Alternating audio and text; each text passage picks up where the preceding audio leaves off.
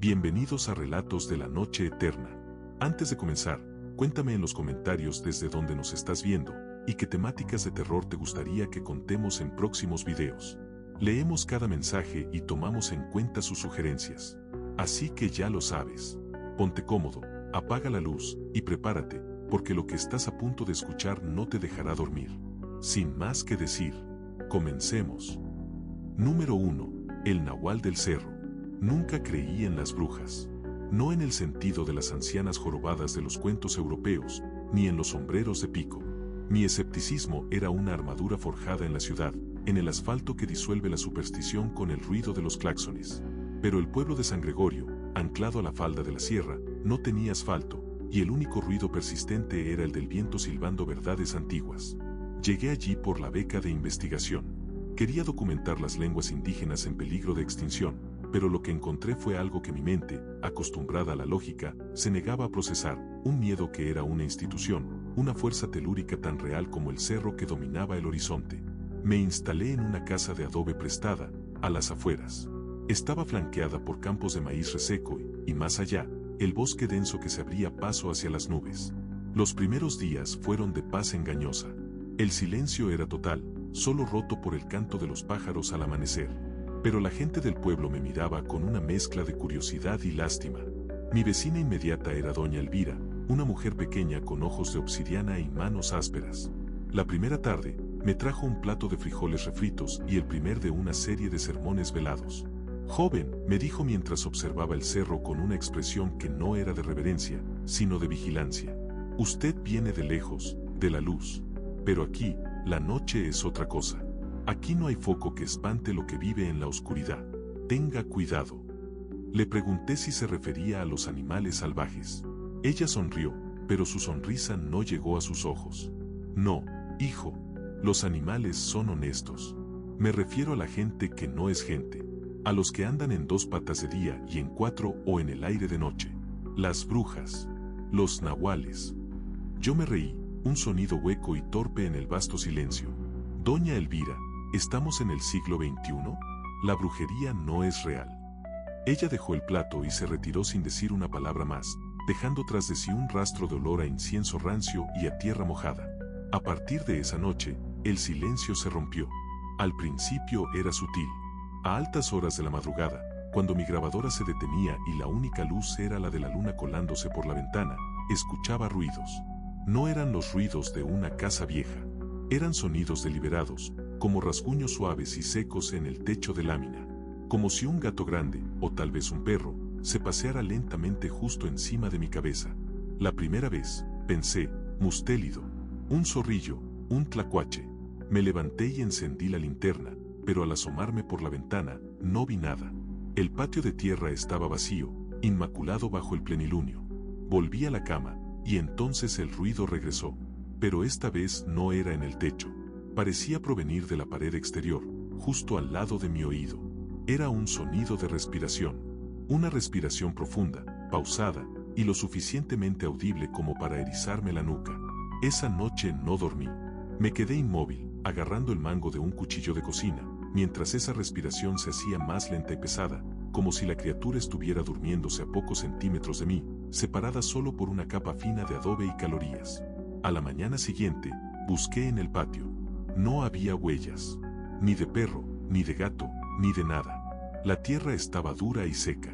Las semanas siguientes se convirtieron en un ejercicio de desgaste psicológico. Los ruidos se hicieron más frecuentes y variados, jugando con mi percepción del espacio.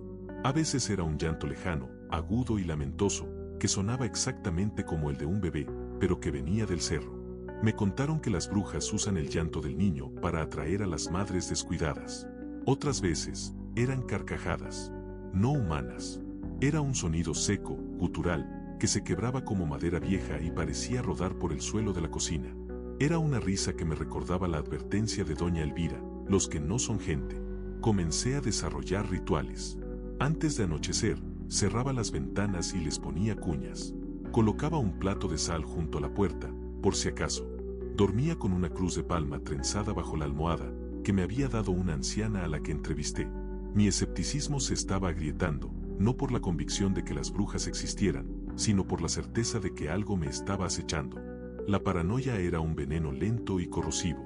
Dejé de hablar con la gente del pueblo. Creía que me estaban mintiendo, que el miedo que sentían era hacia mí, o que ellos eran parte de ello. Un día, al salir de la tienda, vi a 3 niños jugando con una pelota de trapo. Cuando me acerqué, se quedaron quietos, paralizados, mirándome con una seriedad impropia de su edad. Sentí que sus pequeños ojos lo sabían todo. Sentí que estaban esperando. Una noche, la cosa se hizo visible. Había estado despierto hasta tarde, revisando mis grabaciones, intentando encontrar alguna anomalía de audio que pudiera explicar los ruidos. Eran las 3 de la mañana. Me levanté para ir al baño. Al pasar por la ventana de la sala, miré hacia el campo de maíz. La luna estaba llena y alta, bañando el campo en una luz pálida y sobrenatural. Y ahí estaba. No era una sombra, ni un reflejo, ni un truco de la luz. Estaba de pie, en el límite entre el campo labrado y la maleza, mirando directamente a mi ventana. Tenía la silueta de un hombre, pero alargada y distorsionada, como si hubiese sido estirada. Era inmensa, fácilmente el doble de mi altura. Pero lo que me hizo temblar no fue el tamaño, sino la forma de su cabeza. Era la cabeza de un animal. No pude distinguir cuál, solo que era oscura, alargada y parecía tener orejas puntiagudas. Me quedé inmóvil, con la respiración contenida en un nudo de terror puro. El corazón me golpeaba tan fuerte que creí que lo oiría en el silencio de la noche. Sentí la necesidad de correr, de esconderme, pero mi cuerpo no respondía. Y entonces, el nahual se movió. No caminó. Se deslizó. Sus rodillas parecieron doblarse hacia atrás en un ángulo imposible, y con un movimiento rápido y silencioso, se convirtió en una figura cuadrúpeda. Era del tamaño de un becerro, pero con la forma de un coyote grotescamente grande, de pelaje negro y brillante. Levantó su hocico hacia mí, y vi un destello en la oscuridad que supe que eran sus ojos. Eran grandes y amarillos, como ámbar encendido. Y entonces, el coyote gigante rió. No fue un aullido. Fue esa misma risa seca, quebradiza, rodando por el suelo, que había estado escuchando en mi cocina. La criatura dio un paso hacia la casa. El pánico me desató. Salí corriendo de la sala, tropecé con una silla y caí al suelo, sintiendo el golpe sordo en mi hombro. Me arrastré hasta mi cuarto, cerré la puerta con el pestillo oxidado y me tiré debajo de la cama, temblando. Me quedé ahí, acurrucado, durante lo que pareció una eternidad. Escuché los rasguños regresar, esta vez en la puerta principal. Eran poderosos, profundos. Luego, silencio. Luego, un golpe seco en la ventana del baño, justo detrás de donde había estado. Sentí la presencia de algo pesado y malvado justo al otro lado del cristal. Pasó 1 hora, o quizás 3.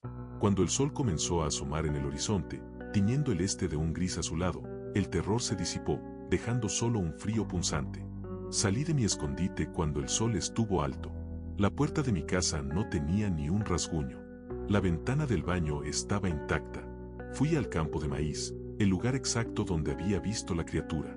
La tierra estaba lisa y seca, sin la menor señal de una huella, ni siquiera la de un insecto. Me pregunté si me había vuelto loco. ¿Había sido el estrés, la soledad, el aislamiento? ¿Había mi mente proyectado la advertencia de doña Elvira en una alucinación hipnagógica? Fui a buscar a doña Elvira. La encontré barriendo su patio. Doña Elvira, le dije, con la voz temblorosa. Anoche vi algo. Un animal grande, en el campo. Tenía ojos amarillos y se reía. Ella dejó de barrer. Me miró fijamente con sus ojos oscuros, sin sorpresa, sin juicio. Ya era hora, dijo, secamente. ¿Qué era? ¿Qué quiere? No quiere nada, respondió ella, volviendo a su tarea. Solo quiere que usted sepa que está ahí, que el cerro tiene dueño, y que su beca de investigación no aplica a las cosas que viven sin permiso de Dios. Intenté irme del pueblo esa misma tarde. Empaqué mis pocas pertenencias, la grabadora, la ropa. Fui a la única parada de autobuses que conectaba a San Gregorio con el mundo exterior. Estaba en la plaza. Esperé. Y esperé. El autobús nunca llegó. Un hombre me dijo que el camino estaba cerrado por un deslave. Otro, que el chofer estaba enfermo. El rumor más persistente fue que el autobús había pasado, pero simplemente no se había detenido. Regresé a mi casa con una sensación de hundimiento. Estaba atrapado, no por una barricada física, sino por la voluntad o la indiferencia de un pueblo que no deseaba mi partida. Esa noche, el ataque psicológico se intensificó.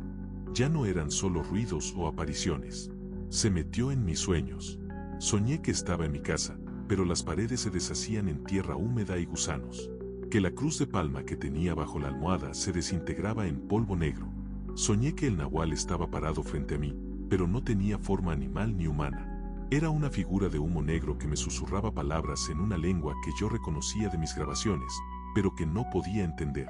Palabras antiguas, blasfemas, sobre pactos de carne y aire. Me desperté gritando, empapado en sudor. El aire de mi habitación olía a azufre y a humedad.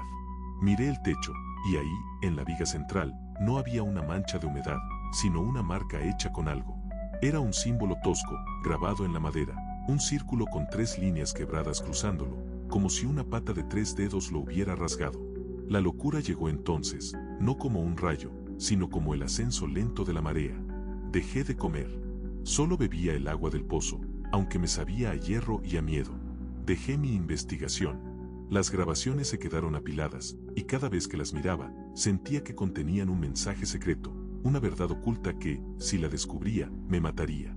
Un atardecer, vi a doña Elvira en su patio, arrojando puñados de sal gruesa en las esquinas de su casa. Supe lo que tenía que hacer. Salí al campo y caminé hacia el cerro. Ya no tenía miedo. El terror había sido reemplazado por una curiosidad mórbida, una necesidad imperiosa de encarar lo que me había estado desmantelando. El aire se hizo más frío y el sonido del viento, antes un silbido, se había convertido en un murmullo constante, como de voces quejándose bajo tierra. Subí la vereda estrecha y llena de piedras. Encontré un lugar extraño en medio de unos arbustos espinosos.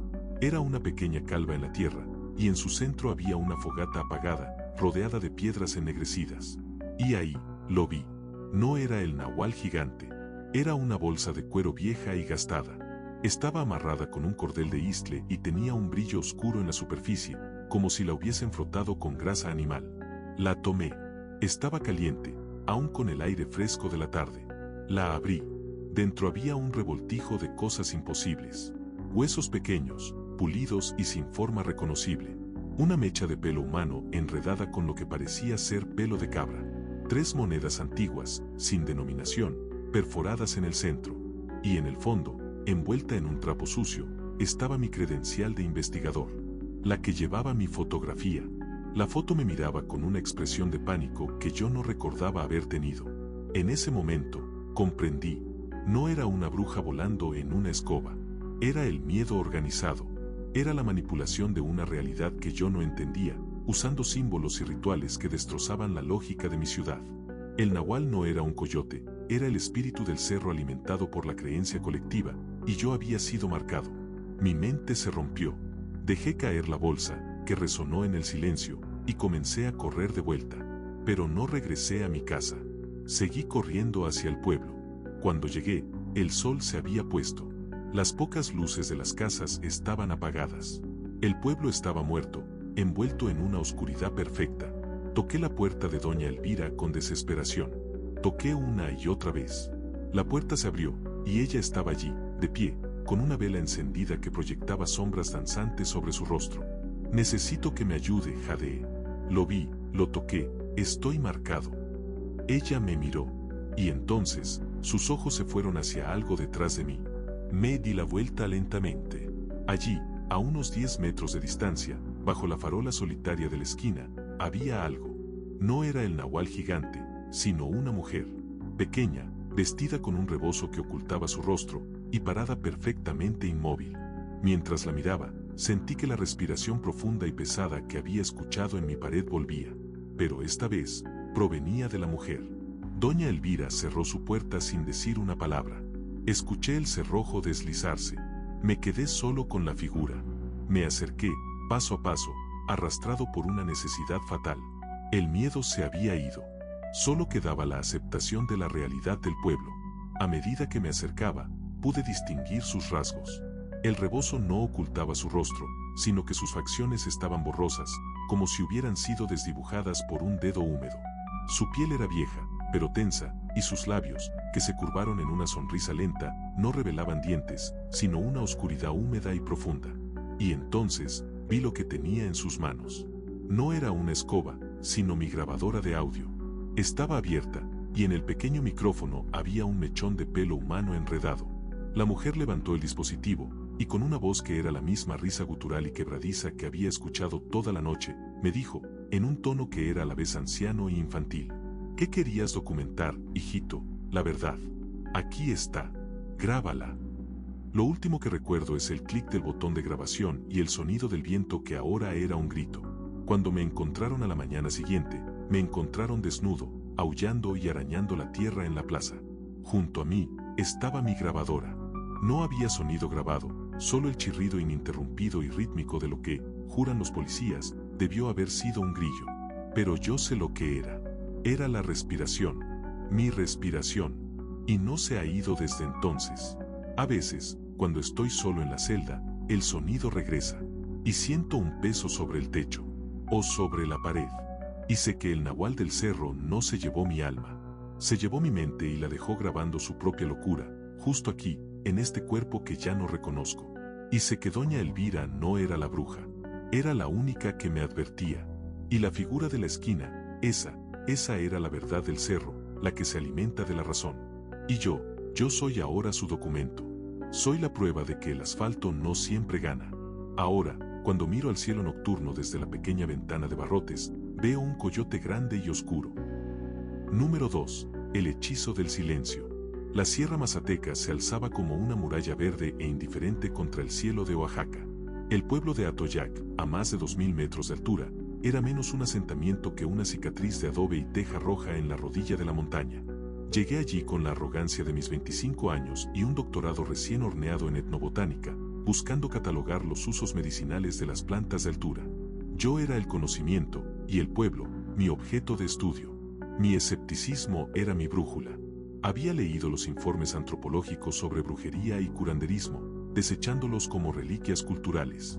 Creía que mis métodos científicos podían destilar el folclore y la superstición para encontrar la bioquímica pura. Pero Atoyac tenía un olor diferente, a tierra mojada, a copal quemado y de manera persistente, a un miedo sutil que se adhería a la piel como la neblina. Me instalé en una pequeña casa de cemento, la única con techo de lámina galvanizada y una antena de radio oxidada, un faro de modernidad fallida. La gente era amable, pero distante. Hablaban una lengua que no entendía y, al verme, sus ojos se desviaban inmediatamente hacia el suelo, peor aún, hacia el cerro que se alzaba detrás del pueblo, un coloso nublado y ominoso. Mi primera y más importante figura de estudio era Mamá Teodora. No era solo la curandera, era el ancla oscura del pueblo. Su nombre se susurraba con una mezcla de respeto sagrado y pavor visceral. La gente decía que había vivido 3 vidas, que sus ojos estaban velados por el humo de 100 hogueras de ritual y que su jardín no era de flores, sino de venenos. Decían, sin ironía ni duda, que era una chaneque, una bruja que podía transformarse en animal y manipular los hilos de la vida y la muerte. La visité a la semana de mi llegada, llevando mi grabadora, mi cuaderno y mi condescendencia. Su casa, a diferencia de la mía, era de tierra, subsumida por la vegetación. El interior era una cueva olorosa a hierbas amargas y humo. Mamá Teodora era menuda, de huesos frágiles y piel de pergamino. Pero su rostro era la cartografía de una sabiduría terrible. Cuando me habló, su voz era como el crujir de ramas secas. «Vienes por las plantas», joven dijo, sin que yo hubiera pronunciado palabra. «Buscas la verdad en lo que crece. Pero la verdad está en lo que no crece. En lo que se pudre. En la tierra que tiene hambre». Le expliqué mi proyecto, mis métodos, mi respeto por su tradición. Ella me escuchó en silencio. Cuando terminé, me miró a los ojos por primera vez, y sentí un frío que penetraba hasta mis huesos. Sus pupilas eran de un negro absoluto, como pozo sin fondo. «Tú no respetas nada», sentenció. «Tú quieres robar el alma de las hierbas para meterla en tus frascos. Aquí no hay ciencia, hay trato. Y tú estás rompiendo el trato con el cerro». La rechacé como una anciana supersticiosa, pero al salir de su casa, sentí un ligero mareo. Atribuílo a la altura y al olor sofocante de su choza. Sin embargo, ese mareo fue el inicio. A la mañana siguiente, me desperté con un dolor de cabeza que parecía querer partirme el cráneo. Era una punzada aguda, focalizada justo detrás de mi ojo izquierdo. La luz era mi enemiga. Tomé aspirina, pero el dolor solo se mofó de mí. Empecé a tener problemas para dormir. Cuando cerraba los ojos, El silencio de Atoyac se volvía una presencia tangible. Podía escuchar el silencio. Y dentro de ese silencio, comencé a escuchar otro sonido. Era un tic-tac, un golpeteo rítmico, pero extrañamente húmedo. No venía de la pared, sino de dentro de la pared. O quizás, de mi propia cabeza. Pasaron las semanas. El dolor de cabeza se hizo crónico. Mi apetito se desvaneció, y en el espejo veía a un extraño, un hombre demacrado, con ojeras oscuras y una mirada de terror que se hacía permanente. Había perdido 10 kilos. Mis manos temblaban al intentar escribir. La gente del pueblo, que antes me ignoraba, ahora me evitaba con fervor. Si me cruzaba con alguien, se santiguaban disimuladamente. El terror en sus ojos ya no era reverencia, era rechazo.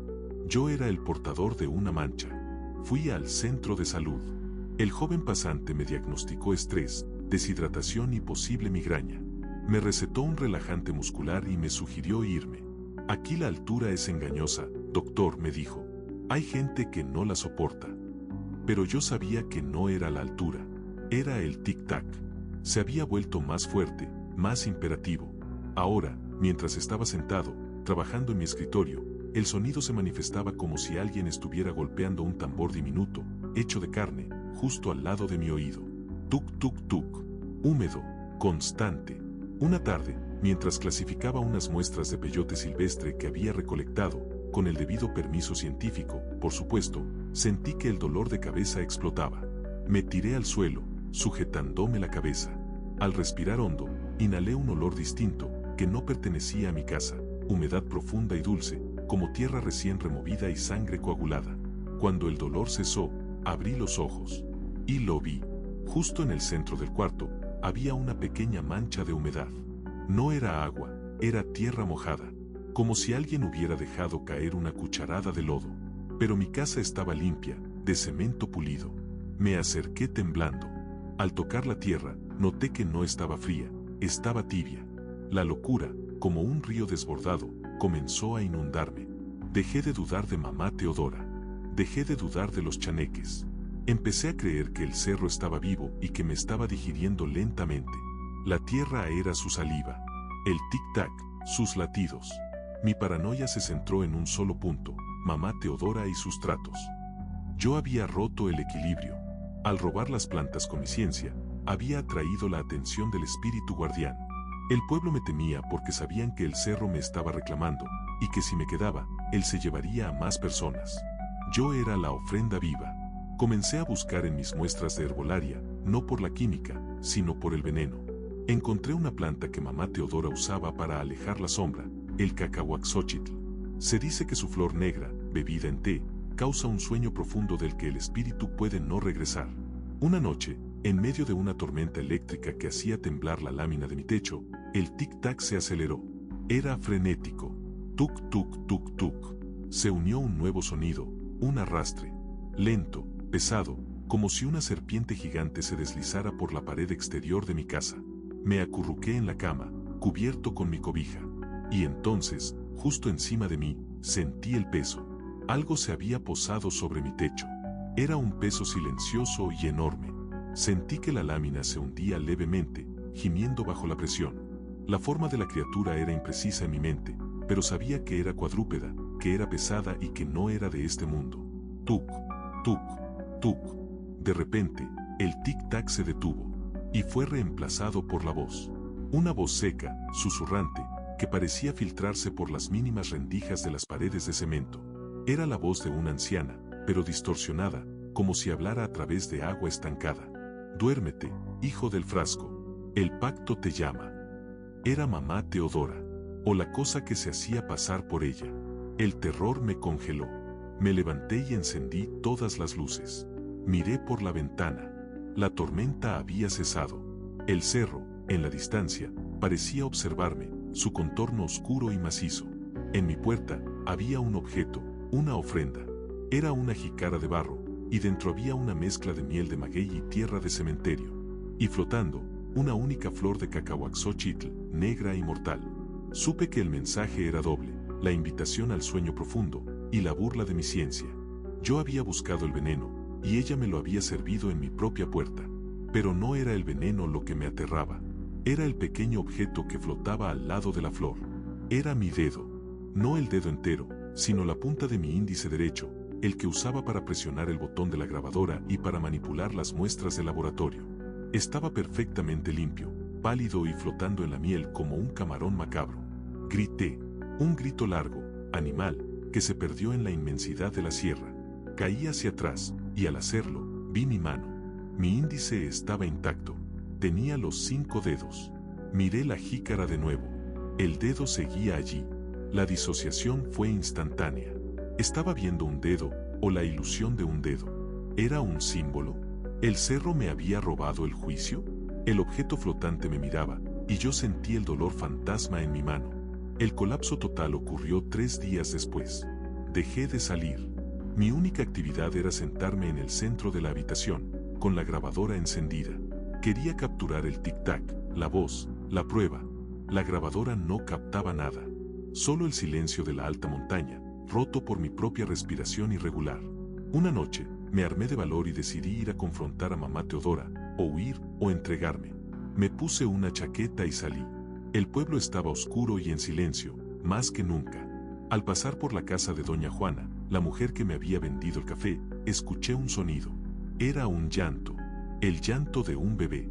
Agudo, desgarrador. No venía del cerro esta vez, venía de dentro de la casa. Llamé a la puerta. Nadie respondió. El llanto continuó. Instintivamente, recordé los cuentos, el llanto de la bruja para atraer a la víctima. Pero no podía ignorarlo. Abrí la puerta de madera. La sala estaba iluminada por una sola vela. Doña Juana estaba sentada en el suelo, meciéndose, y en sus brazos no había un bebé. Había una manta envuelta, y de la manta provenía el llanto. Al verme, doña Juana levantó la cabeza. Su rostro no era el de la mujer que me vendía café. Estaba deformado por una pena profunda, y sus ojos, hinchados, se fijaron en mí. El mal, susurró. Vino por él. Por la mañana, lo encontré así. Señaló el suelo, junto a su silla. Había un pequeño montículo de tierra húmeda. Y dentro, un animal muerto. No era un roedor, sino un pequeño pájaro. Sus plumas de colores vibrantes estaban empapadas en una sustancia viscosa. Su cuello estaba torcido de una forma imposible. Y en su pecho, justo donde debía estar el corazón, había un agujero limpio y oscuro. Un agujero vacío. En ese momento, la manta que sostenía doña Juana se movió. El llanto cesó, y de la manta asomó una cabeza. Pero no era la cabeza de un bebé. Era la cabeza de un coyote. Pequeño, con el pelaje negro y brillante. Me miró, y sus ojos eran de un amarillo intenso. No había miedo en ellos, solo una paciencia infinita. Y entonces, el coyote rió. No era la risa seca y quebradiza que yo conocía. Era la risa de mamá Teodora, profunda y grave, saliendo de ese pequeño hocico. Me di la vuelta y corrí. Corrí sin aliento, no hacia mi casa, sino hacia la de mamá Teodora. Necesitaba que lo detuviera. Necesitaba que hiciera el trato. Llegué a su cabaña. La puerta estaba abierta. Entré a trompicones. Ella estaba allí, sentada junto al fuego, inmóvil. «Lo has traído», me dijo, sin mirarme. Su voz era normal, humana, calmada. «Lo trajiste del cerro, cuando robaste la flor para el frasco. Es el guardián. Viene por tu calor». Me arrodillé. «Dime cómo sacarlo. Dame la planta, el ritual. Haré lo que sea. No puedo con el tic-tac». Ella finalmente me miró, y me señaló con su dedo arrugado hacia el fuego. En la hoguera no había leña. Había mi grabadora. Se estaba derritiendo lentamente, el plástico burbujeando y el metal retorciéndose. «Ahí está la prueba», dijo. «Tu ciencia, tu verdad. Arde, y el sonido se va a ir, pero no de ti». Me levanté para agarrarla, para gritarle, para exigirle. Pero ella ya no estaba. En su lugar, sobre las cenizas del fuego, solo había una bolsa de cuero vieja, atada con un cordel de isle. La tomé. Estaba caliente. Dentro, encontré un revoltijo de huesos pequeños, pelo humano y monedas antiguas. Y una credencial de investigador, con la foto de un hombre sonriente y lleno de vida. Mi foto, pero el rostro estaba desdibujado, borroso, como si hubiera sido frotado con grasa. Y en el fondo de la bolsa, envuelto en un trapo sucio, encontré el objeto que había visto antes, un dedo. La punta de un índice derecho, perfectamente conservado y flotando en miel seca. Y en la base del dedo, donde había sido cortado, no había carne. Solo había tierra negra y húmeda. Tuk tuk tuk. El sonido regresó, pero esta vez, no venía de la pared. Venía de la bolsa en mi mano. Y del hueco que sentí en mi propia alma, un hueco donde antes había habido razón. Salí de la cabaña, dejando que la bolsa cayera. El sol estaba a punto de salir, y el cerro era de un azul profundo, inmenso y silencioso. Me senté en el suelo, y cuando el sol tocó mi rostro, sentí que la locura se había ido. Ya no sentía miedo, solo una paz fría y completa. Mi mente ya no funcionaba con la lógica de la ciudad. Ahora funcionaba con la lógica del cerro. Cuando los policías vinieron a buscarme 2 días después, encontraron a un hombre desnudo y sentado en posición fetal, en el centro de la plaza. Estaba cubierto de tierra húmeda y tenía el dedo índice derecho cubierto de miel seca. Lo último que recuerdan es que yo no hablaba en español. Hablaba en la lengua del pueblo, la que yo había venido a estudiar. Y lo que decía, una y otra vez, era la misma frase, una advertencia, una aceptación. Ya hice el trato. Ya soy el silencio. El cerro tiene hambre. Ahora, desde esta celda, sé que el nahual del cerro no se llevó mi alma. Se llevó mi voz, se llevó mi ciencia, y en su lugar, implantó su silencio. Mi dedo ya no siente el dolor. Solo siente la tierra, porque la tierra soy yo. Y el coyote, lo escucho. No me llama. Me silba. Y yo le respondo, porque ya no soy un hombre. Soy un sonido, un susurro húmedo en la pared, esperando el momento en que la tierra, finalmente, me trague por completo. El tic-tac soy yo, y yo soy el guardián. Y el trato debe ser honrado. Número 3. La arquitectura del miedo. Mi nombre es Javier. Soy un ingeniero civil, un hombre forjado en la precisión del cálculo y la infalibilidad de las leyes de la física. Mi mundo se rige por ecuaciones, por la resistencia del acero y por la gravedad.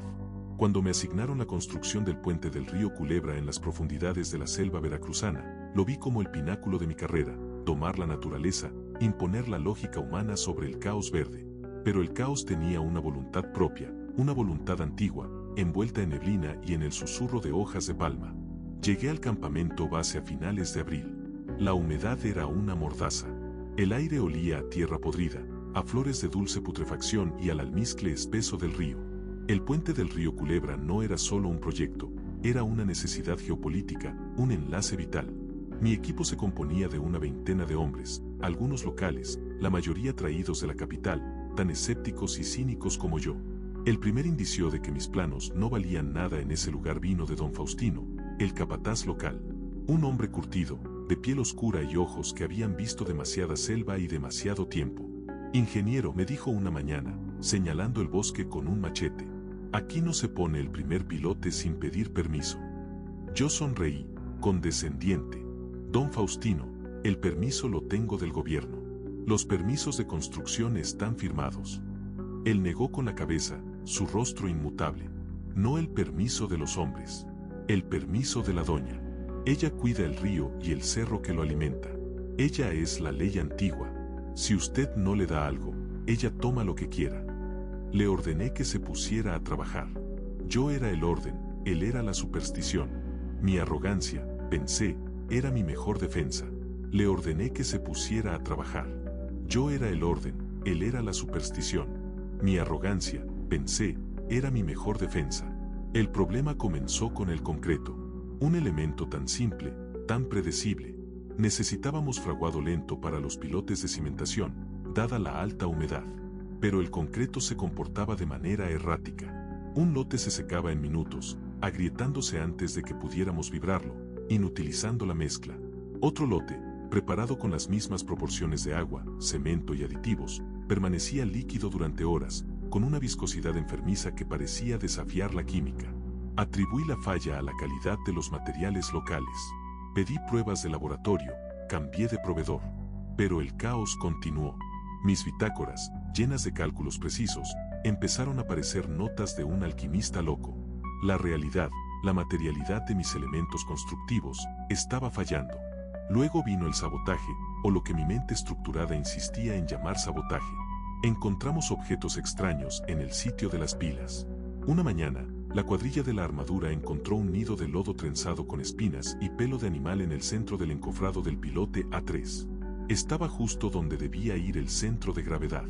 Lo disolvimos con una manguera a presión. Al día siguiente, encontramos un gallo muerto, no degollado o atacado por un depredador. Estaba perfectamente colocado en la base de la excavación, sus ojos mirando al cielo, y sobre su cuerpo, un polvo fino de cal y ceniza. El olor era insoportable. Los trabajadores locales se negaron a tocarlo. Es una ofrenda rechazada, murmuró uno de ellos, su voz temblando. Ella no quiere animales. Quiere que se detenga el trabajo. Yo saqué mi cámara, documenté el vandalismo y ordené a mis hombres que lo enterraran a 100 metros del sitio. Pero ya era tarde. La semilla de la duda, la levadura del miedo, ya estaba en la mente de mis ingenieros y peones. Empezaron a reportar fiebres inexplicables, pesadillas y parálisis del sueño. La mitad de mi equipo foráneo desertó en una semana. Me quedé solo con los locales y con mi asistente de confianza, un joven llamado Ricardo, tan lógico y cuadrado como yo, o eso creía yo. Javier, mira esto, me dijo Ricardo, una noche, con voz tensa. Estábamos revisando las coordenadas de replanteo. El plano marcaba el eje central de la carretera a 150 metros del río. ¿Qué pasa? Medimos ayer con el GPS diferencial, y el eje está bien. Pero hoy, lo volvemos a medir, y el punto está a 20 centímetros más hacia el río. Es un error de 20 centímetros que no existía anoche. Revisamos el equipo. Funcionaba perfectamente. Revisamos los puntos fijos. Estaban inmóviles. Sin embargo, el plano parecía vibrar bajo la influencia de una geometría imposible. Volvimos a replantear la línea. Mañana, la volveríamos a medir. Yo estaba seguro de que el error era óptico o mental. A medida que el proyecto avanzaba o se arrastraba, mi sueño se convirtió en un campo de batalla. En mis pesadillas, no soñaba con derrumbes, sino con cambios. Soñaba que las líneas de mis planos se ondulaban, que los ángulos rectos se curvaban, que la cuadrícula cartesiana se retorcía como una piel quemada. Soñaba que las columnas del puente que habíamos fundido se convertían en troncos de árboles, sus poros respirando, sus armaduras de acero transformándose en raíces de hierro. Empecé a verla. La primera vez fue un destello.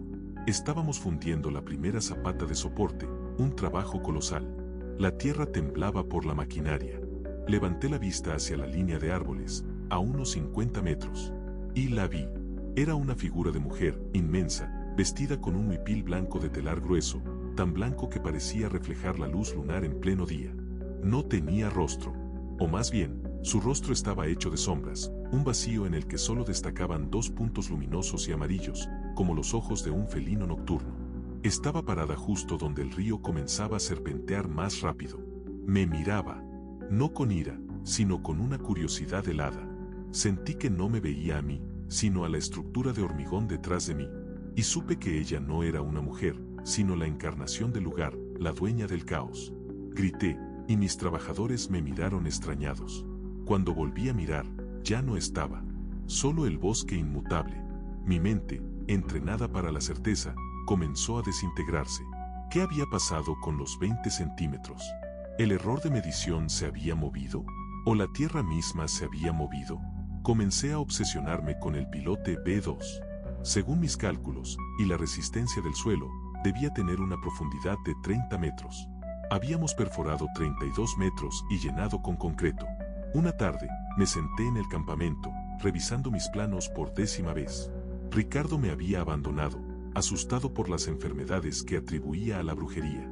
Estaba solo, rodeado por el zumbido de la selva. Noté algo imposible en el plano.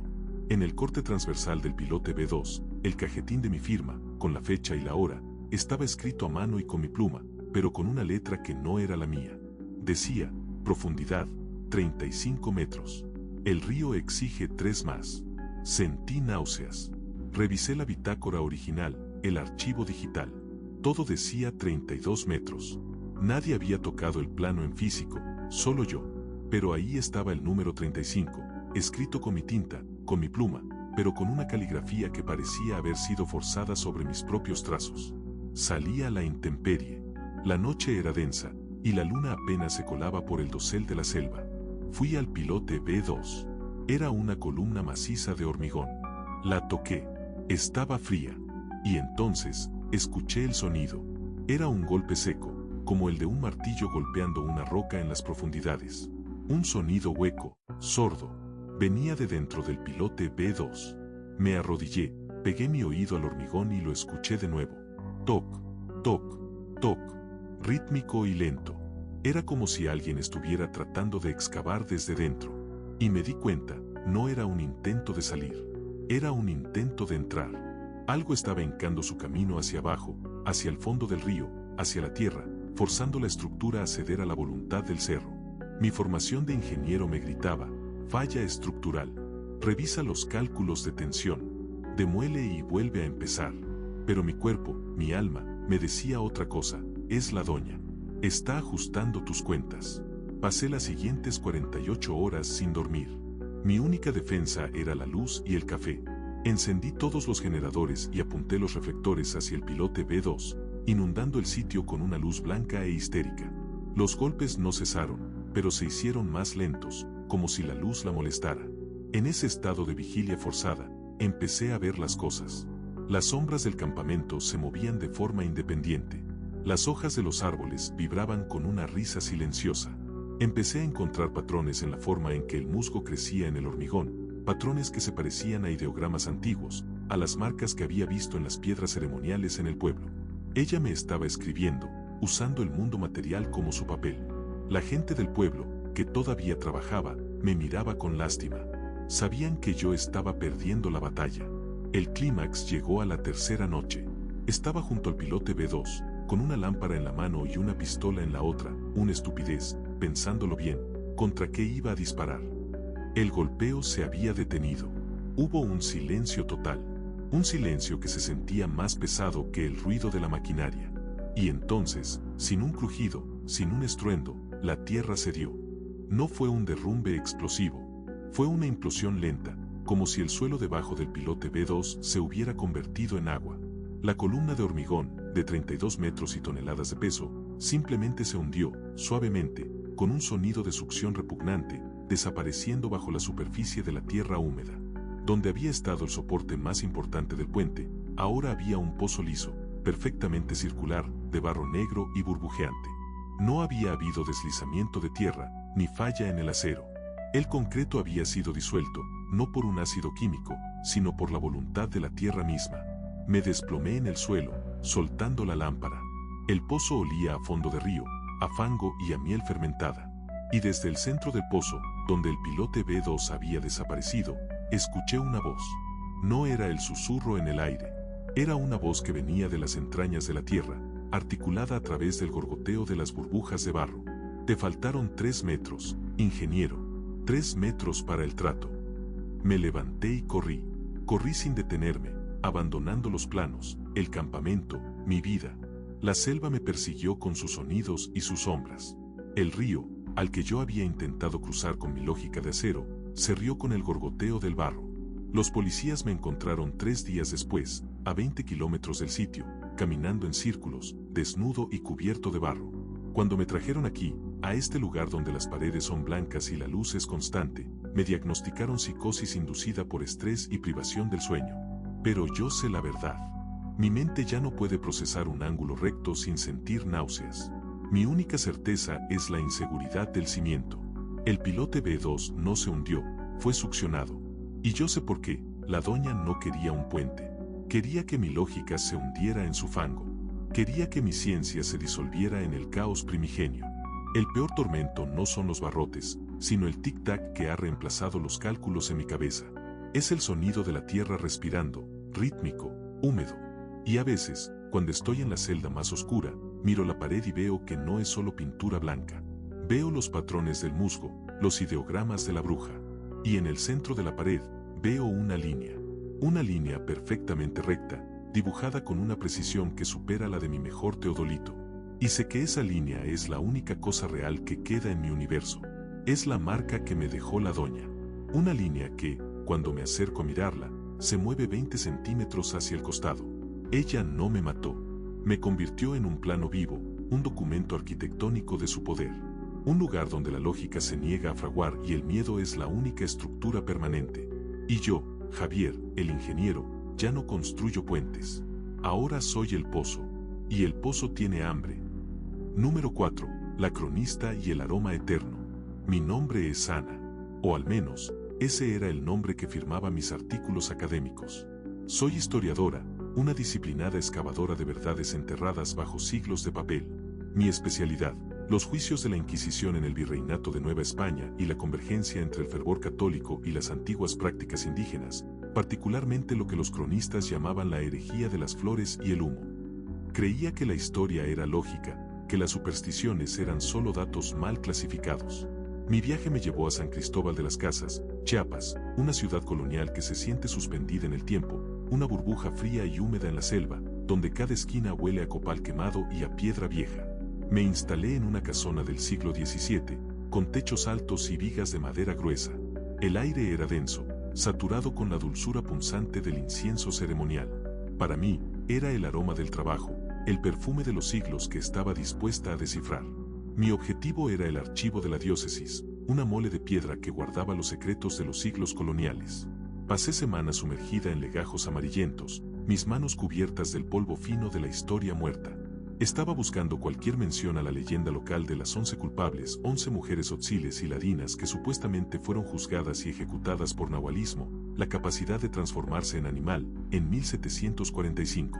Y entonces, lo encontré, no en el índice, sino en el fondo de una caja sellada con lacre roto. Era un cuaderno pequeño, encuadernado en piel de venado, y el texto, escrito en una caligrafía temblorosa de un fraile anónimo, se titulaba Testimonios del Holocausto de 7 vírgenes del Copal. El título me fascinó. 7, no 11. Vírgenes. Holocausto. El fraile narraba los juicios de 7 mujeres, todas ellas sanadoras y parteras, acusadas no solo de brujería, sino de una transgresión más sutil y aterradora, el robo de identidades a través del humo. Según el testimonio, estas mujeres no necesitaban transformarse en coyotes o tecolotes. Su hechizo era de naturaleza psicológica y olfativa. Usaban el humo del copal, mezclado con polvos secretos de ceniza de hueso y flor de cempasúchil, para hacer que los habitantes de la villa olvidaran las caras. Eran capaces de caminar por la ciudad, volverse indistinguibles, peor aún, hacer que los hombres olvidaran la identidad de sus propias esposas o hijas, dejando un vacío, una ausencia que era llenada por la influencia de las brujas. La condena no fue por matar, sino por borrar. Al leer el relato, sentí un escalofrío que no era del frío de la montaña, sino de la incomodidad de la verdad. La tortura psicológica que describe el fraile es más vívida que la física. Un hombre describe que, al ver a su hija, solo veía una cara genérica, una máscara de arcilla sin historia. El fraile concluye con una advertencia final, casi una profecía, que copié textualmente en mi cuaderno de notas. Aquel que exhume y profana el nombre de las 7, y respire el humo de su tierra, será despojado del rostro del corazón y vagará entre los hombres como un archivo sin llave. Ellas le harán saber que el nombre es solo un sonido que el viento dispersa, y el rostro, una caligrafía que el copal puede borrar. Al levantar la vista del legajo, noté un detalle en el archivo que nunca antes me había parecido extraño, la persistencia del olor a copal. El aire en el cuarto de consulta era tan espeso que parecía tener cuerpo. El viejo don Octavio, el custodio del archivo, un hombre que se movía con la lentitud de un reloj de arena, me vio frotarme la nariz. Es el perfume de San Cristóbal, doctora, me dijo con una tos seca. Aquí, el humo no se va. Se queda en la piedra, en la ropa, en la memoria. Es el rezo que nunca termina. O quizás, la advertencia. Sonreí, como solo una académica puede sonreír ante la superstición. Es la falta de ventilación, don Octavio. Ventilación, murmuró él, y por primera vez, noté que sus ojos, velados por cataratas, no me miraban a mí, sino a un punto justo sobre mi hombro. Eso es lo que quiere el cuerpo. Pero el espíritu, a veces, le gusta que el aire esté pesado. Le gusta no estar solo. Esa noche, el aroma me siguió a mi casona. Encendí un ventilador, abrí las contraventanas. Pero el olor a copal era tan intenso en mi habitación que dolía. Ya no era dulce, era amargo, químico, con un fondo de algo que mi subconsciente identificó como la humedad de una cueva. Me recordaba al hollín, pero un hollín vivo. Intenté trabajar en mi transcripción. Las palabras del fraile parecían saltar de la página. Despojado del rostro del corazón. El nombre es solo un sonido. La primera manifestación de la maldición no fue visual, fue sensorial. Al día siguiente, en la plaza, la gente me parecía extraña. No que estuvieran haciendo algo inusual, sino que sus caras me resultaban genéricas. Era como si estuviera viendo una multitud de extras en una película de bajo presupuesto. Sus rasgos eran correctos, nariz, ojos, boca, pero mi mente no lograba anclarlos en una identidad. Era una prosopagnosia sutil, una ceguera facial puramente psicológica. Cuando intenté saludar a doña Florinda, la panadera que me vendía pan de dulce todos los días, me quedé en blanco. ¿Era esa su cara o la de otra persona? Su rostro era un mapa sin leyenda. Tartamudeé un saludo y me alejé, el pánico golpeando mi pecho. Regresé a la casona y fui directamente al espejo. Me miré fijamente. ¿Esa era Ana? El rostro era mío, el pelo castaño, los ojos verdes, el lunar junto a la ceja. Pero la imagen era plana, sin la chispa de la conciencia que nos hace sentir reales. Sentí que mi rostro era una máscara que podría ser intercambiada con la de cualquier otra mujer. Esa noche, la paranoia se hizo metódica. Sellé mi habitación.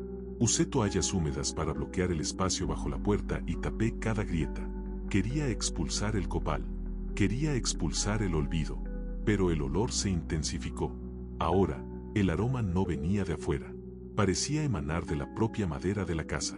O de mi piel. El terror llegó con el recuerdo. Intenté recordar el rostro de mi madre. Pude ver sus ojos, su cabello, pero cuando traté de unir los rasgos en la imagen coherente que es un rostro, mi mente se topó con un muro de humo. En lugar de su sonrisa, solo veía la cara genérica, la máscara de arcilla. El copal había entrado en mi memoria. Me di cuenta de que las brujas no atacaban el cuerpo, sino la historia. Yo, la cronista que vivía de la identidad y la documentación, estaba siendo borrada de adentro hacia afuera. Volví al archivo, desesperada. Necesitaba quemar el legajo. Necesitaba destruir el libro de las 7 vírgenes del copal. Sentí que si el documento dejaba de existir, el hechizo se rompería. Don Octavio me miró con una infinita tristeza cuando llegué, mis ojos inyectados en sangre por la falta de sueño y la obsesión. Doctora, el aire está pesado hoy, ¿no quiere un té de tila? No, necesito el legajo, el de la piel de venado. Me lo dio sin preguntar. Él no necesitaba preguntar. Él lo sabía. Volví a mi mesa y abrí el libro. Las páginas olían a cempasúchil seco y a algo más, algo mineral y antiguo. Vi la caligrafía del fraile, y en el margen de la página de la profecía, había una mancha de hollín que no había estado allí antes. Y al frotarla, noté que la letra del fraile había cambiado. Donde antes decía el nombre es solo un sonido que el viento dispersa, ahora decía, con una tinta fresca y rojiza, tu nombre es un suspiro que el aire ya olvidó. Intenté romper la página. Tiré con todas mis fuerzas. El papel, que debía ser quebradizo y frágil por los siglos, se sentía como tela.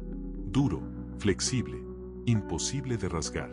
Tomé un encendedor de mi mochila de primeros auxilios y acerqué la llama a la esquina de la página. El papel se encogió, pero no se quemó. En su lugar, el copal del aire reaccionó. Una columna de humo blanco y denso se elevó de la página, un humo que olía a incienso y a mi propia ansiedad. El humo subió, se condensó sobre mi cabeza, y luego se desvaneció, pero no sin antes dejarme un mensaje.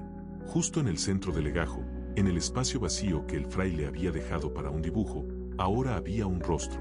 No dibujado con tinta, sino formado por una intrincada red de hebras de copal carbonizadas. Era un rostro de mujer, genérico, sin facciones distintivas. Era el rostro de arcilla que yo veía en el espejo y en las calles. El rostro que mi mente se negaba a reconocer. Y me miraba con una expresión de triunfo desolador. Dejé caer el libro. El golpe resonó. Pasé las horas siguientes en el suelo, sollozando. La verdad se imponía sobre mi razón. La maldición no era una metáfora, era una arquitectura del olvido. Las brujas no se convertían en animales, sino en el aroma del lugar, en el espíritu colectivo que dictaba la realidad. Ellas se habían convertido en el humo, y ahora me estaban asfixiando con su presencia. Me arrastré hasta mi cama. El olor a copal se había vuelto tan fuerte que era casi visible, flotando como una capa de niebla en la habitación. Cerré los ojos, y al hacerlo, vi los rostros. 7 de ellos. 6 mujeres y, al centro, el rostro borroso del fraile. El que había escrito la profecía. Él también había sido borrado, absorbido por el archivo que intentaba documentar. Se había convertido en una víctima. Y la 7ª virgen. Ella no tenía rostro en absoluto. Era pura sombra de humo, una espiral ascendente de copal que giraba con una lentitud infinita. Me desperté por una picazón en la garganta. Me senté, tosiendo. Fui al baño, encendí la luz y me miré en el espejo. El rostro seguía siendo el mío, el de Ana. Pero algo era diferente. En mis párpados, en el borde de mis uñas, en el interior de mi boca, había ceniza. No polvo, sino hollín fino y negro, como si hubiera estado durmiendo junto a una hoguera de copal durante siglos. Respiré hondo, y sentí que mis pulmones estaban llenos, no de aire, sino de la densa, dulce y venenosa esencia de la brujería. Regresé al cuarto. El legajo estaba abierto en el suelo. Lo levanté. La página de la profecía ahora estaba en blanco. La caligrafía, la advertencia, el rostro de copal, todo había desaparecido. La página era de un blanco prístino, como si nunca hubiera sido tocada. Había sido borrada. Y en ese instante, mi mente, mi última defensa, se rindió. Comencé a reír. Una risa seca, sin alegría, que sonaba como la madera vieja crujiendo. Comprendí la maldición. No iba a morir. Iba a quedarme, a vagar por San Cristóbal, convertida en un fantasma vivo. Iba a ser una mujer sin historia, sin cara, sin nombre, una cronista de la nada. Mi propia arrogancia al creer que podía catalogar el terror me había condenado a ser su próximo documento. Salí de la casona y caminé hacia la plaza. El sol caía. La gente se movía a mi alrededor, y ahora, al mirarlos, no sentía pánico. Yo era uno de ellos. Un rostro genérico entre una multitud de rostros sin historia. Me detuve frente a la fuente, y el olor del copal que se quemaba en la iglesia cercana me envolvió con la calidez de un abrazo. Era mi nuevo hogar, mi única verdad. Intenté recordar el nombre de mi madre una última vez. El recuerdo era una figura borrosa y silenciosa. Luego, intenté recordar mi propio nombre. ¿Ana? El sonido se sentía ajeno en mi boca, hueco, como una palabra en una lengua muerta. El nombre es solo un sonido que el viento dispersa. Dejé mi mochila, mi cuaderno de notas y el legajo de piel de venado en un banco de piedra. El libro de las 7 vírgenes se cerró con un chasquido suave. Mientras me alejaba, convertida en una sombra más en la penumbra de San Cristóbal, sentí que la presencia del fraile, de las vírgenes, de don Octavio, me rodeaba. Ya no eran brujas ni fantasmas. Eran mis colegas, mis compañeras de archivo. Éramos todos uno. El archivo eterno. Me detuve en una esquina, cerca de un puesto de tamales. Una mujer me miró y me ofreció uno. Su rostro era tan desconocido como el mío. Asentí. Sentí en mis ojos el peso de los siglos y en mis pulmones la ceniza eterna. El olor del copal era mi única identidad y mi única certeza. Y al tomar el tamal, me di cuenta de que mi mano no temblaba. Ya no había nada que temer. Porque solo puedes tener miedo de perder algo. Y yo ya había perdido mi rostro, mi nombre y mi historia. Yo ya no existía. Solo quedaba el humo, y el humo siempre perdura. Y ese es el verdadero holocausto de la memoria. Yo soy la última entrada en el libro del copal. Yo soy la bruja borrada. Y mi único deseo es que nadie, nunca, exhume mi nombre de los archivos. Número 6. El pulso del basalto. Me llamo Eduardo Grijalva. Mi vida ha sido la geología, la sismología. He pasado 20 años de mi vida descifrando las cicatrices de la Tierra, fallas, subducciones, volcanes. Mi mundo es un sistema elegante de fuerzas predecibles y placas tectónicas. Todo tiene una causa física, pero la Sierra Negra de Puebla, y en particular, el pueblo de San Jerónimo de los Lirios, me enseñó que la Tierra puede tener un corazón que late fuera de toda cartografía conocida. Mi llegada a San Jerónimo fue a principios de noviembre. La misión, oficialmente clasificada como estudio de anomalía tectónica tipo B, era sencilla: instalar una red de sismógrafos de alta sensibilidad para registrar un temblor. No un sismo, sino un temblor. Un pulso rítmico, regular, que había estado activo durante 6 meses sin ninguna explicación geológica. Ocurría cada 28.5 segundos, con una intensidad constante de 1.2 en la escala de Richter. Era la regularidad de un metrónomo, no la violencia aleatoria de la tierra viva. El pueblo era frío, construido casi enteramente de basalto negro y gris, con calles estrechas que olían a leña húmeda y calorías. La gente de San Jerónimo era silenciosa, sus rostros curtidos por el viento de la montaña. Me miraban con una mezcla de lástima y resignación, como si yo fuera un pobre necio que acababa de poner un pie en la cárcel. Instalé mi equipo en el viejo edificio de la presidencia municipal, el único lugar con un suelo de concreto lo suficientemente estable para los sismógrafos. Eran aparatos de última generación, calibrados hasta el milisegundo. Enchufé las estaciones remotas, las anclé al basalto con resina epoxi y esperé a que el primer pulso se registrara. Cuando llegó, fue exactamente a la hora prevista, con la magnitud pronosticada. ¡Tum! Un golpe seco, como si alguien hubiera puesto un puño en el costado de la montaña.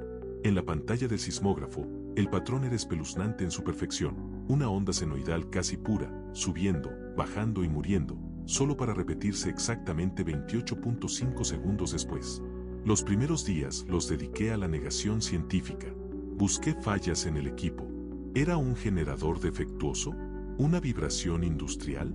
Imposible. El pueblo no tenía industria y la fuente de energía era un par de baterías solares. Un fenómeno natural rarísimo, como el resonar de un acuífero.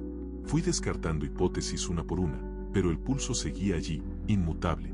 Lo llamé el pulso del basalto. Mi asistente, un joven ingeniero de la UNAM llamado Miguel, duró 3 días. Una noche, mientras analizábamos el espectro de frecuencia, Miguel se echó hacia atrás en su silla y se tapó los oídos. ¿Lo oyes, Eduardo? No es solo vibración. Es una nota. Es una frecuencia subaudible, Miguel. Estás proyectando. No, insistió, con los ojos abiertos por el miedo. Es un canto. Es el mismo tono, la misma cadencia. Es como si alguien estuviera golpeando un tambor bajo la roca, muy lento. Y cada pulso tiene una voz detrás. Le ordené tomar un descanso. Al día siguiente, Miguel había desaparecido. Dejó una nota breve y manuscrita, torcida. El silencio es más honesto, doctor. Yo no puedo escuchar ese aliento. Me quedé solo.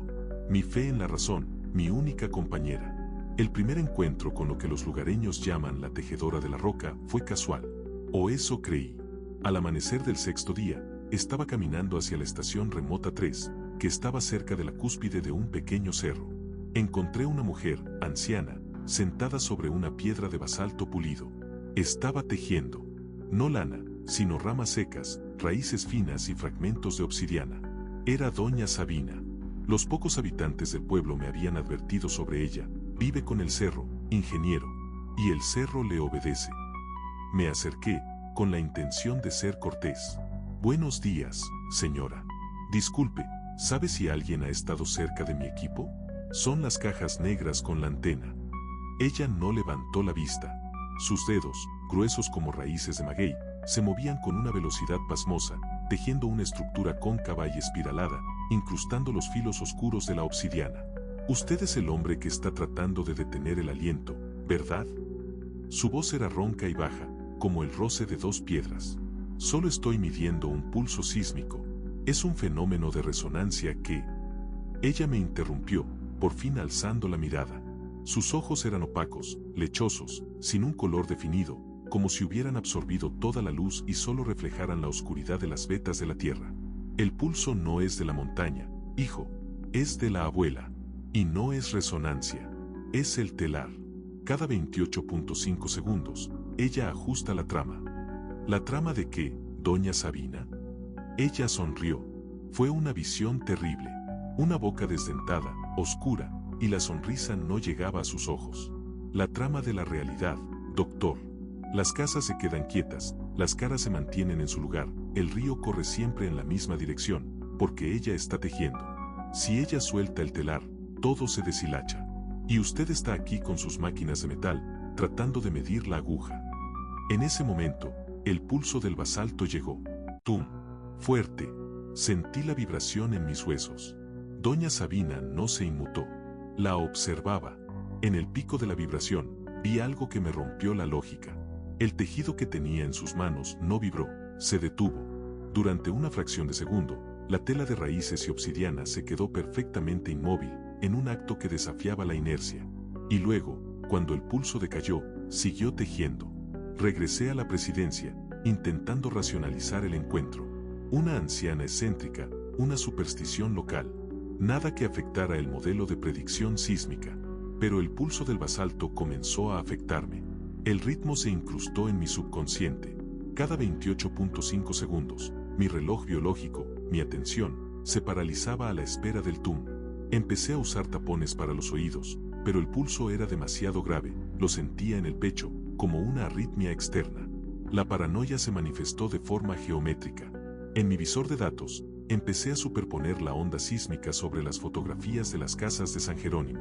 La aldea, construida con una honestidad brutal, tenía paredes que, supuestamente, eran verticales. Pero cuando el pulso del basalto llegaba, juraba ver una torsión. En el pico de la onda, las esquinas de los edificios se veían ligeramente curvadas hacia adentro, como si la presión del subsuelo estuviera comprimiendo temporalmente el espacio. Era una distorsión imperceptible, que solo la extrema sensibilidad de mis ojos, ahora privados de sueño y concentrados, podía captar. Era una falla en la percepción del ángulo recto. Mi cerebro, forzado por la brujería telúrica, estaba registrando la realidad que ella tejía. Una tarde, le tomé una foto de alta resolución a la esquina de la panadería. Puse la cámara en un trípode y usé un nivel láser. La foto mostraba una perfecta perpendicular. Esperé. ¡Tum! Disparé de nuevo. Al examinar las imágenes, la segunda foto mostraba que la línea vertical se inclinaba hacia la horizontal en un minúsculo 0.01 grados, justo en el ápice del pulso. ¡Imposible! La refracción, la aberración de la lente, el movimiento de la Tierra, ninguna causa justificaba que solo la pared se moviera, y siempre en el mismo patrón rítmico. Empecé a creer en Doña Sabina. Ella no era una bruja de hechizos de cocina o pociones volátiles. Ella era una bruja de la arquitectura, una maestra de la tensión y la compresión geológica. Estaba tejiendo el espacio. El pulso del basalto era el sonido del telar golpeando la urdimbre. La prueba final vino de los datos brutos. Pasé horas tratando de descifrar la voz que Miguel había escuchado. Apliqué filtros complejos al patrón de vibración, amplificando solo las frecuencias de 1 a 4 hercios, justo por debajo del umbral de audición. Lo que apareció en el análisis espectral no era un ruido aleatorio, sino un patrón complejo que se repetía cada 28.5 segundos. Lo pasé por un sintetizador de audio. Y entonces lo escuché. No era una voz humana. Era una secuencia de golpes, arrastres y silencios. Pero la cadencia era de habla. Era como si la Tierra estuviera mascullando una frase que duraba exactamente 28.5 segundos. Al aislar la secuencia, mi mente, desesperada por encontrar un significado, construyó la frase en español. Era siempre la misma. El cimiento es la mentira. Yo soy la piedra que respira.